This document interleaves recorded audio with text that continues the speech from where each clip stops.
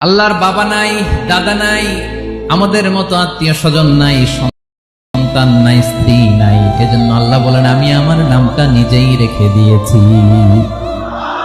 ইন্নানি আনাল্লাহু লা ইলাহা ইল্লা আনা ফা'বুদনি ওয়া আকিমিস সালাতা লিযিকরি।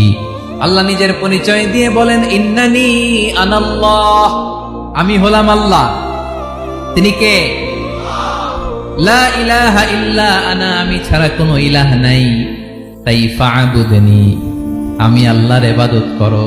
ওয়া আকিমিস সালাতা লিযিকরি, আমার স্মরণে নামাজ কায়েম করো। আল্লাহ তার নাম কেউ রাখে নাই, তিনি রাখছেন। কারণ আমার দাদা আছে, দাদা রাখছে। আমার বাবা আছে, বাবা রাখছে। আল্লাহর দাদা আছে, বাবা আছে, তার নাম তিনি নিজেই রেখেছেন। ঠিক কিনা বলেন?